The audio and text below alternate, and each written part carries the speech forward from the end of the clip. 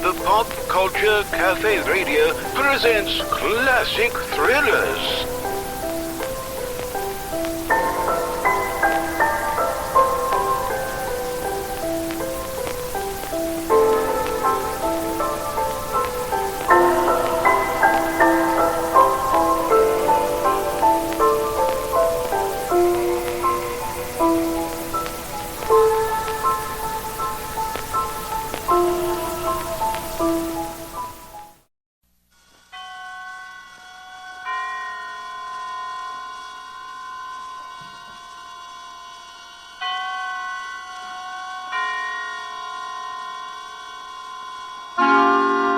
Suspense.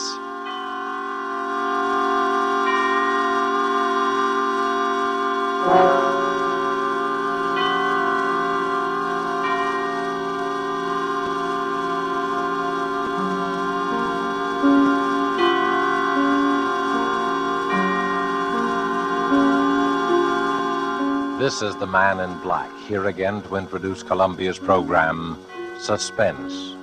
Heading our starring Hollywood cast tonight is Mr. Laird Cregar, who will be seen shortly in the 20th Century Fox production of one of the great suspense stories of all time, The Lodger. Tonight, Mr. Cregar appears as a cynical gentleman who made an unusual bet with death. With Mr. Cregar as a cast of the screen's most distinguished and characteristic players, Miss Helen Vincent, Mr. Walter Kingsford, Mr. George Couloris, Mr. Harold Huber, and Mr. Ian Wolfe, here to bring us the suspense play called The Last Letter of Dr. Bronson.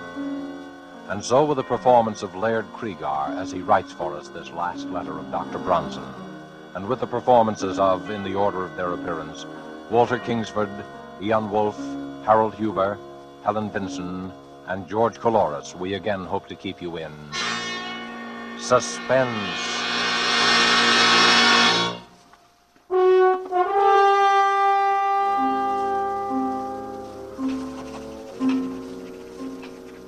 My dear Dr. Mosher, forgive me if I dash this letter off rather hurriedly. There are but a very few minutes remaining for me. The few minutes between now and midnight. You have always protested my fascination with the subject of death. It irked you to hear me discuss the latest electrocution or hanging. I remember your sarcasm the day you found me staring down from the top of the Empire State Building, speculating on the thoughts of a man about to leap from that pinnacle.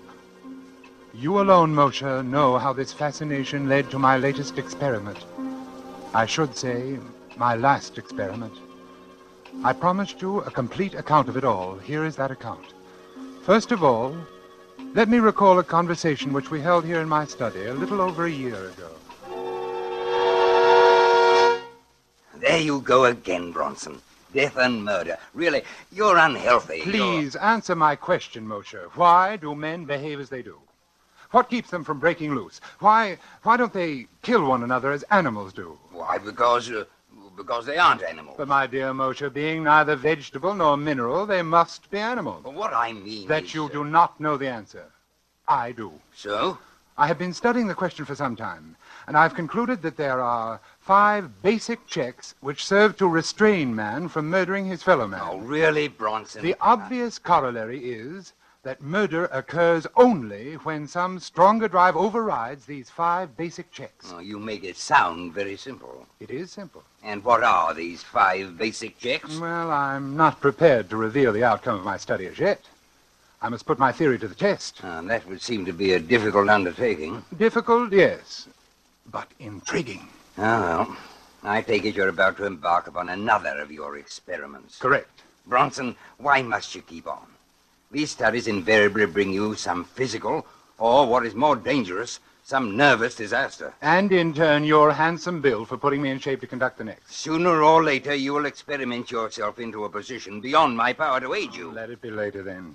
Meanwhile, I shall continue to pursue my sole interest in life. And how do you propose to conduct this restraint from murder experiment? Well, a murder is composed of 4 elements. The murderer, the motive, the opportunity, and the victim. My first step will be to select 5 men, each of whom will be restrained from murder by the particular check that I'm testing on him. That's no easy task. By no means. It will require an extensive search. But having found my men, I must then supply each with a motive. Greed, revenge, jealousy. I see, and your next step must be to give each man an opportunity. Precisely. An opportunity which precludes all checks but the one being tested. Well, not knowing what your checks are, I can't help you there. Well, that'll be relatively simple. And finally, I must supply an intended victim. You'll ask this victim to face 5 men, each standing to profit handsomely by murdering him. Correct. His only chance of survival being the correctness of your theory of checks in all 5 instances? Yes. And do you imagine you will discover a man with such utter confidence in your reckoning? There is one such man. Who? Myself. Bronson, this is folly. No, Moshe. I never hesitate to risk high stakes on a sure thing, not even my life. Now, look here, Bronson. You're a doctor yourself. You told me to speak to you like a Dutch uncle. Now, as your physician, I haven't advise... consulted my physician. But you will take precautions. Provide yourself for emergencies. I tell you, there's no danger. Oh, well, when will you begin your experiment? Well, I suppose in about... Well, why wait? Why don't we begin right now? Moshe, I invite you to kill me. What? There's a revolver right here in my desk, and I want you to take this revolver... Oh, you're joking, Bronson. What possible motive could I have for murdering you? Motive? Why, we're known to be associated rather closely in our work. You'll come naturally into my entire practice. I'll put that in writing. Why, it's preposterous. Why? Why won't you kill me then, Moshe? Why, there are dozens of reasons. In the first place, I'd go to the electric chair for it. Thank you, Dr. Moshe. You've given me an admirable illustration of the first and most obvious of the 5 checks in my theory. Man refrains from murdering his fellow being because he himself will be killed by law.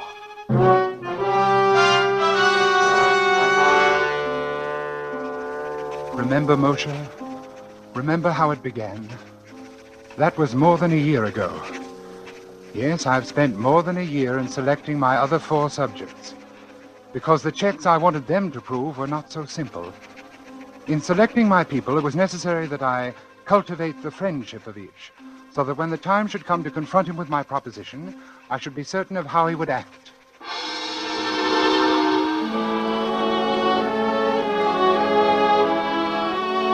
The first of my 4 potential murders was a clerk named Totten.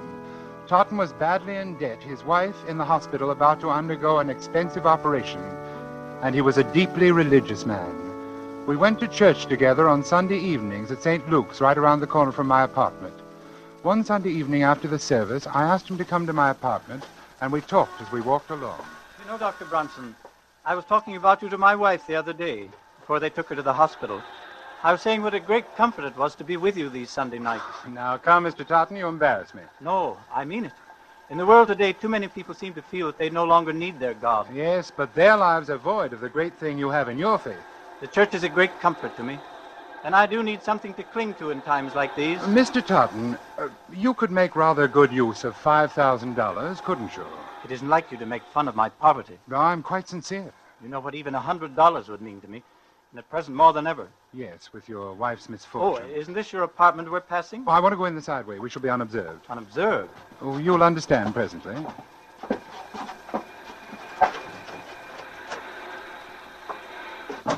Please, come into my study. Ah, here we are. And now if you'll take this chair opposite my desk. Thank you. Mr. Totten, you said that even $100 would be a great help to you. Here in my desk, I have this package containing $5,000. Well, what could I do for you that would be worth all that money? Let me explain. My doctor called on me yesterday, and he told me...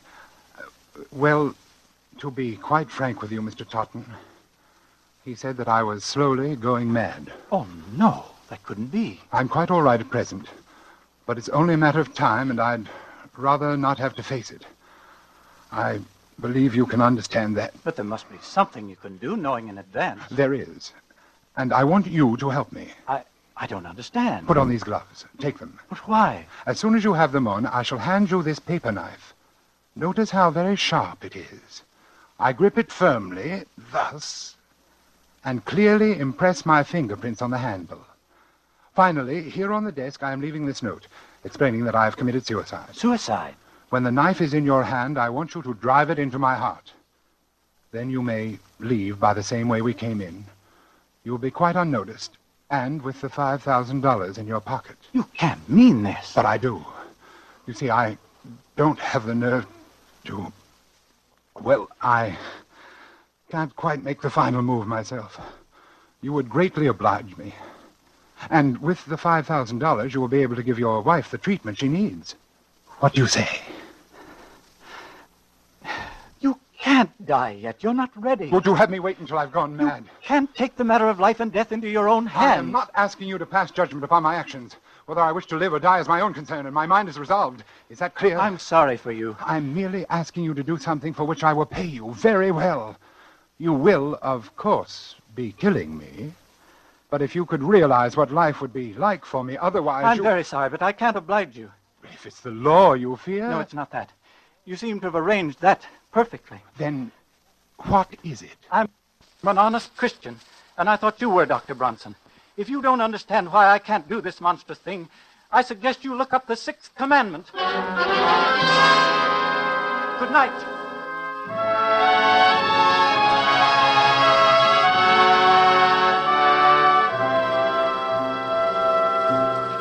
So, Moshe, my second point was proved. Man refrains from killing because it is against his religious principles. The hands of the clock now read 15 minutes to midnight. 1/4 of an hour in which to complete this report. My third proposition called for an entirely different sort of man. In fact, the very reverse of Totten. A man who believed neither in heaven nor hell, and also a man of little intelligence. It required careful search. For a number of nights, I frequented the rougher districts of the city. At first, I had no luck. Then one night, I came upon my man very unexpectedly. I was walking along one of the darker streets. There was no one in view.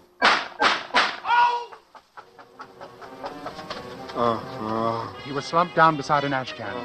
He'd been shot in the chest and left arm, severing an artery. He was bleeding profusely. I tore off his shirt and made a tourniquet for his arm. Oddly, no one came into the alley to investigate. Never mind me. Get away. Was this a gang shooting? What do you think? I think you're going to the hospital. No. They'll blab to the cops. Come on, I'll help you to your feet. I ain't going. You'll die, man, if you're not treated quickly. I ain't going. I tell you, no cops gonna... No cops. They ain't gonna...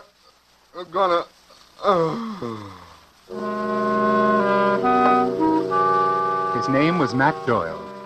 I visited Doyle in the hospital almost every day.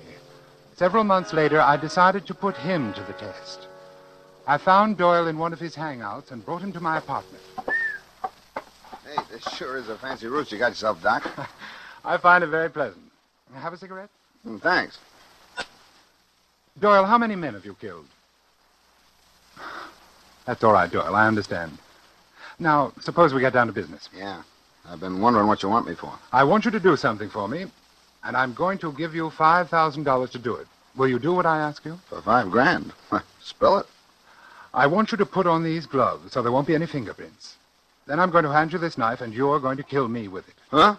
I've arranged everything so it will appear to be suicide. You nuts. Not yet, but I will be before very long. That's why I want to die. All you have to do is stab me and slip out with this $5,000.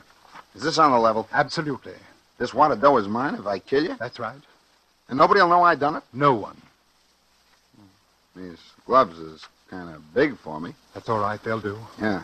You want me to put on the other one? It's safer. Yeah, I guess it is. Gee, What is it? I was just thinking. $5,000. Oh, the boss has got to pay me more next. I never got... skip it. I want you to understand exactly what you're doing, Doyle. Without any justifiable cause, merely for the sake of money, you are going to murder me. You understand that? Yeah. You've been hired to do this before? Yeah. I suppose it don't hurt to talk about it now that you're But you've never killed a friend, have you? Yeah, I have.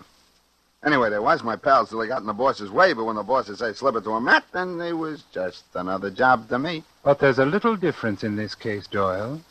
I saved your life. Yeah. I don't know. What? I don't know. Nope, I can't do it. But I thought you said that Here, you... take these gloves. Afraid of the law? No. What's the matter, then? Is it because I'm your friend? That's more than that. I can't bump you off, even if you want it. It would be an act of true friendship. I ain't so sure. When a cat has fits, you put it out of its misery, don't you? That's what I want. Oblivion. Peace. Sorry, Doc, I ain't the guy. It's like you said. You saved my life, so that's that. I'm sorry. I wish you could help me. Oh, me too, but not that. Now, if you got some other punk you want took care of... There's no one. Thanks just the same. Oh, don't mention it.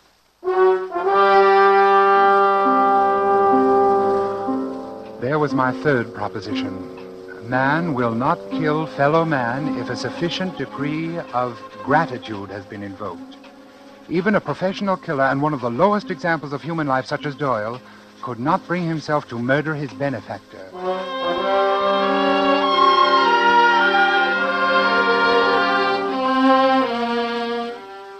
My next subject was altogether different in temperament.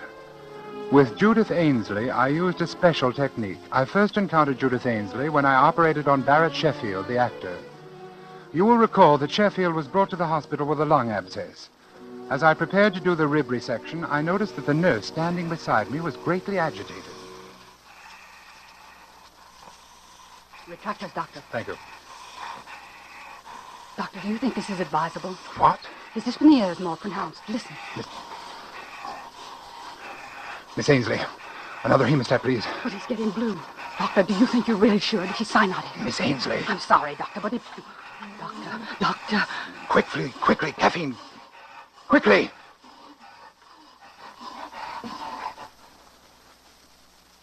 Stethoscope. Here it is.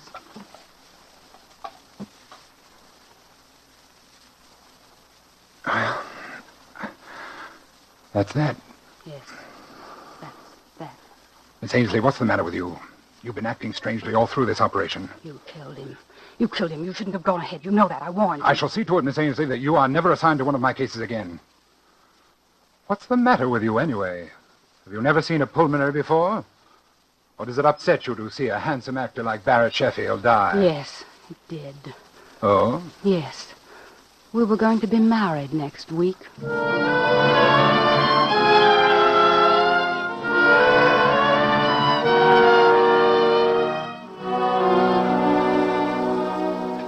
If I ever saw hate, cold, undying hate, it was in that girl's eyes as she turned and left the operating room that day. I had made the most implacable enemy of my life.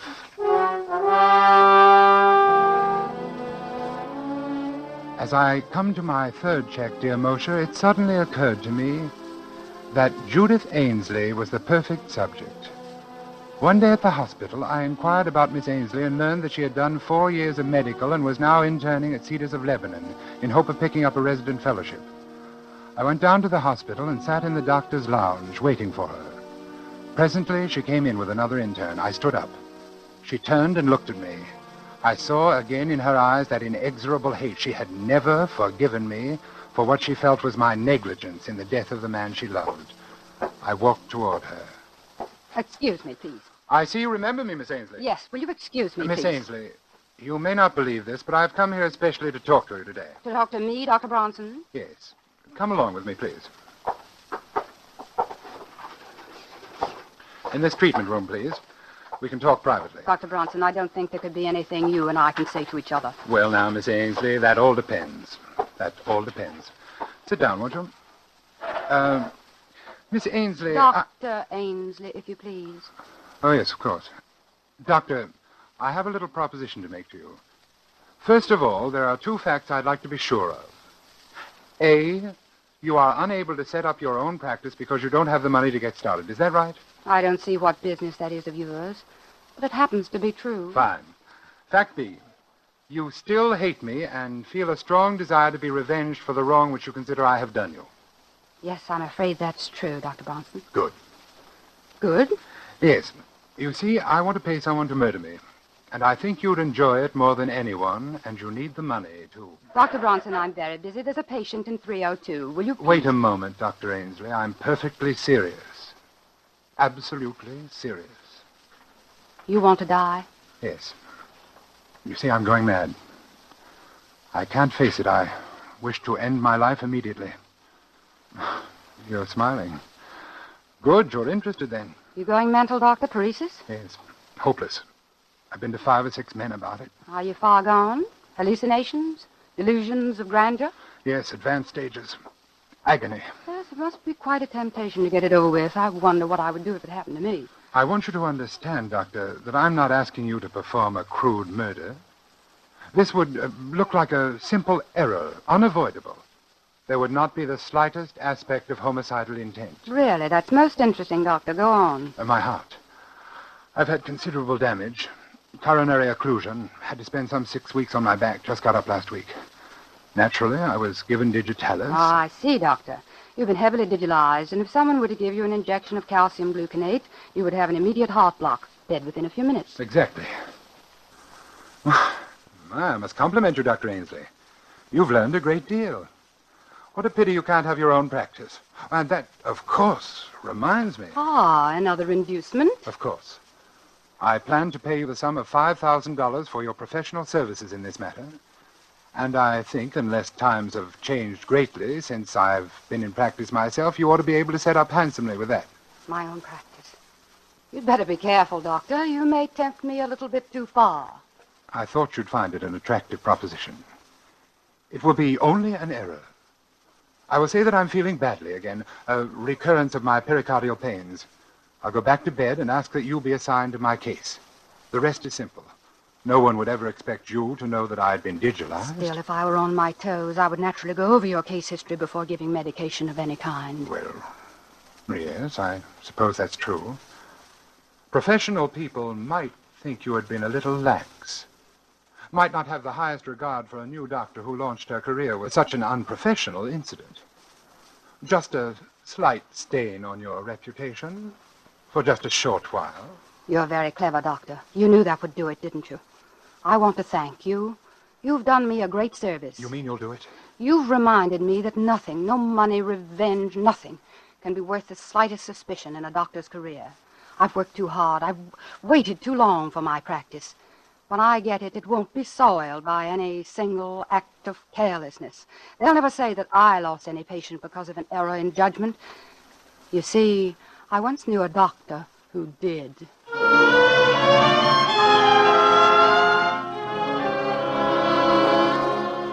There, Moshe, is my 4th check. Man, or in this case, woman, refrains from killing because of the fear of loss of reputation. Now I come to the testing of my 5th subject. A man who would not murder because he couldn't bear the sight of blood, much less the responsibility for shedding it. Laird was my man, and I found him shortly after my search began. On that day, I saw him turn a ghastly white as a fast-moving car almost ran over a small dog which had run into the street. It wasn't a particularly frightening sight, but Laird clutched at his throat and fell in a dead faint. I, of course, made it my business to become acquainted with him.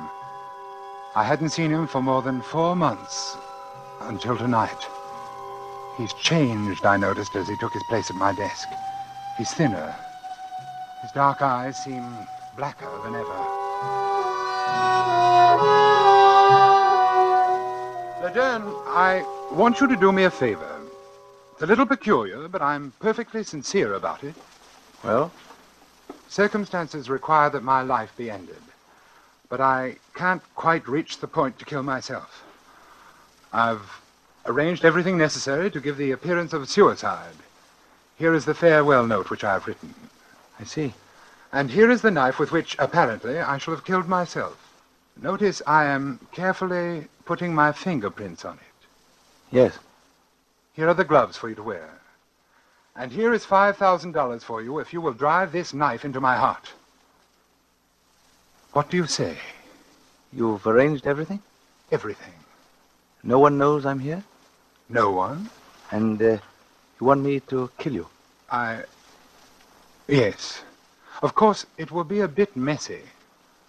When a person is stabbed, his blood usually splurts out. But if you keep to one side, I don't think much will get on you. Why do you want to die? My doctor says that I'm going insane and that I haven't got much longer. That's strange. About going mad? About him saying that you're going mad. Oh, yes. It was a shock. No, I don't mean that. What do you mean? That's the same thing they told me. Oh, that's strange. They what? They told me over a year ago that I was going mad. I only laughed at them. Over a year? Well, have you noticed any change? Not much, at least no change for the worse. Oh, that's good. In fact, I'm really much better. I've been having fewer and fewer of those sick spells. You remember how I was the day that dog was almost run over? You've gotten over those sick spells? Haven't had one in 3 months. Then there isn't any check. Check? What check? Nothing. Oh. Well, this is going to be a pretty messy business. We might as well get it over with. Nice gloves you've got here. Nice and smooth on my hand. Then you're going through with it? Yes, can't let you down. Oh, never mind the knife. I've got my gun right here. Look, 38. Beauty, isn't it? Yes. Then, if you'll give me back the knife... No, I'll keep it for you. Yeah, I've used this gun a lot in the past 3 months. I've bumped off about 50 dogs. You've done what? Bronson, it's very interesting. I do it after midnight. It's fun watching the dogs. You have to know just where to hit them. It kills them instantly. But the noise in here, aren't you afraid that somebody will... A silencer, look. I don't like to wake people up when I kill their mutts. But they'll find the bullet. They'll trace to your gun. They're sure to get you. In a suicide, the weapon stays right beside the body where it falls. Suicide? Who says this is suicide? It's murder. I'm going to murder you. That's what you asked me to do. Look here, Laderne, this has gone far enough. I was only joking. I don't want you to kill me. 5,000, eh? All here. Listen to me, I was only joking. You ready? Laderne! Shall I shoot now? No, wait! You want it through the heart or brain? Not yet. Can't you wait? Just a little while. Wait, what for? Well, I've been conducting a little experiment. I'd like to write an account of it before I go. Oh, what sort of an experiment? I don't think you'd understand. Oh, okay. I'll wait. Till midnight. Then I've got to go. There's a German police dog I've been wanting to get. A big, ugly brute. It'll be fun. Yes. I'll wait. Thank you. The clock says 10 minutes past 11. Yes. You've got 50 minutes. I'll wait by the window.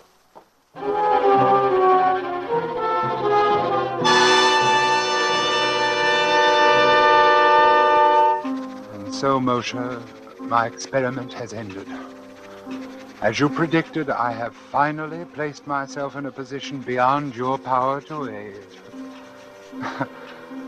Strange, isn't it? But the one thing I didn't count on was the choosing of a subject who would not respond to my checks, who in fact had no checks at all, for insanity knows no restraint. Bronson, midnight. Oh, yes, Laderne, I'm hurrying. He is still at the window, and he is sure to shoot me. There is nothing I can do to say or stop him. I know that. I'm beginning to understand exactly what is going on in his twisted mind. I wonder why.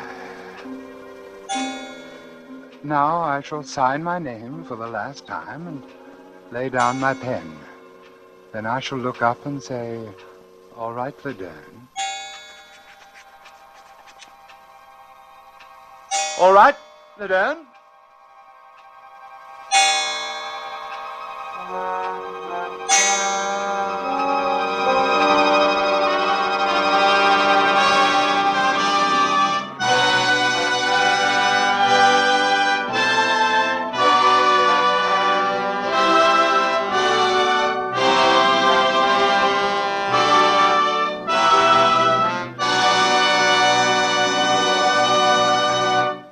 So closes the last letter of Dr. Bronson, tonight's tale of suspense.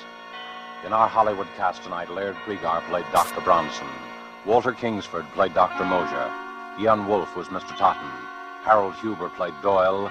Helen Vincent was Nurse Ainsley. And George Coloris played Laderne. This is your narrator, the Man in Black, who conveys to you Columbia's invitation to spend this half hour in suspense with us again next week, when Robert Young will star in an adaptation of a story by James Thurber called A Friend to Alexander. The producer of these broadcasts is William Spear, who with Robert Louis Cheon, guest director, Richard Paulette Craik, author, Lud Gluskin and Lucien Marowik, conductor and composer, collaborated on tonight's Suspense. This is the Columbia Broadcasting System.